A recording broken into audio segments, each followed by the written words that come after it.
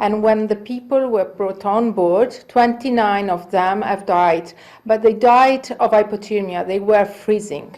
And it took so many hours and hours to reach the island of Lampedusa. According to the Coast Guard, 2 patrol boats picked up 105 people late on Sunday from an inflatable boat drifting in extreme sea conditions, with waves as high as 26 feet and temperatures just a few degrees above zero. The migrants who died spent 18 hours on the deck of one of the vessels taking them to the Italian island of Lampedusa, buffeted by high winds and spray. And this is a strong reminder to what happened in 2013 when more than 600 people have died. So this is a strong reminder because at that time everybody was saying that strong search and rescue operation was needed to cope with an increasing influx of migrants and refugees. This is the situation now. We need a proper solution from the European Union to save lives in the Mediterranean. Mare Nostrum, Italy's search and rescue mission, was closed last year due to the cost of the mission. Since then, no Navy ship capable of keeping large numbers of migrants below deck have patrolled the waters near the Libyan coast.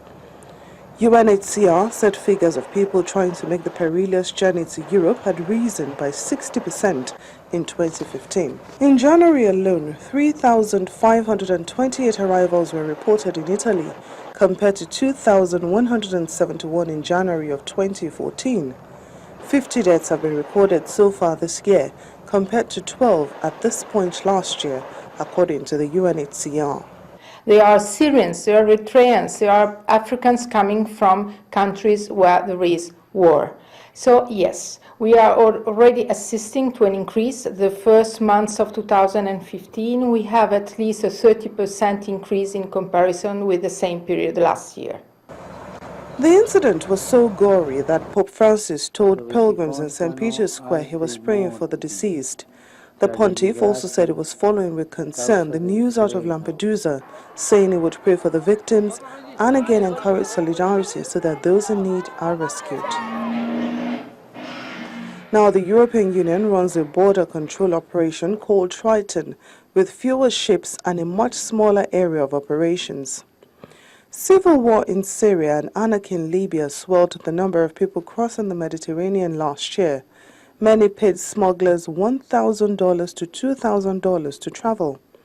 Syrians currently are the largest single group arriving in Italy, accounting for around 22% of the total. Joining us now live via telephone is Olumide Adeomi. He is a senior immigration lawyer with Law and Visas. Olumide, thank you so much for joining us again on Network Africa. Hello, good afternoon. Good afternoon. Now, yesterday you did tell us about what the government of countries from which illegal migrants make trips need to do in order to reduce such incidents. But today, the UNHCR is saying destination countries and continents need to do more on their part to reduce the number to a large extent. Do you agree with that view? Yes, very much so. Political stability is key here. You find out that a lot of people who are migrating to Europe are from countries whereby there is political instability. Say, for example, Libya. Libya was Muammar Gaddafi, the head of the president of Libya, was overthrown a few years ago. And so we've seen a spike in the level of migrants going through Libya to Europe. So we cannot separate political instability for the issue on ground here. And often, where there is political instability and bad governance, often they cannot control their borders. Hence, you have people passing through porous borders to wanting to have a better life in Europe. And again, this is also relevant to us in Nigeria, because we have our upcoming election going on at the moment. That's going to be happening at the moment. We need to ensure that we have political stability, right? Irrelevant of the party that comes into power. We need to ensure we have political stability, good governance, push for the rule of law, and upholding human rights. These are what makes a country stable. So we need, irrespective of our differences, political view, religion, ethnicity, we need to always push as a people, as a community, we need to always push for political stability and good governance. Now, is there a possibility, based on what you just said, is there a possibility that Nigerians could migrate based on the upcoming polls? Yes. I have been in the immigration sector for quite a long time now. There are cases, part of some of these immigrants over years. I don't know of recent time, but sometimes I've heard about several numbers, maybe in ones, in twos, and fives, of Nigerians being part of these immigrants who travel. So people do travel. They pass through Niger to Niger up Africa, get themselves to Libya, get themselves to Tunisia, stay there for a period of time, and now seek to migrate over the Mediterranean Sea to Europe. So yes, I've heard about cases whereby Nigerians are included in some of the fatalities we have on the Mediterranean Sea. Now, there's been a 60% increase in the number of illegal migrants.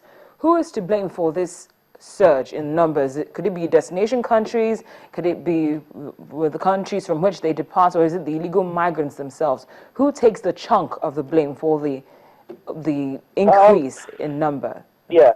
It's a very difficult question. In my view, I think everybody is responsible.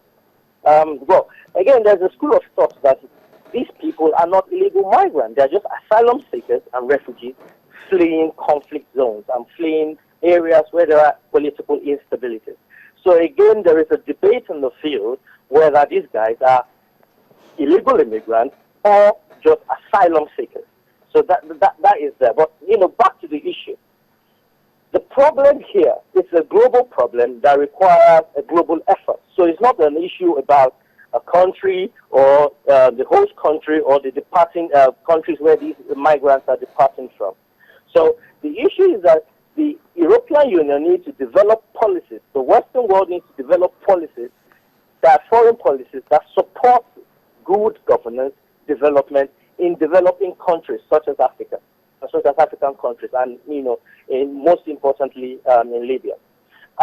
Also, it is important that the African Union and the European Union work together as a regional body to ensure that this problem is resolved. So finally, you gave us some advice yesterday about what should be done to prevent such incidents like this from occurring, but could you just, for the sake of emphasis, repeat and maybe add to that piece of advice based on what we've seen today?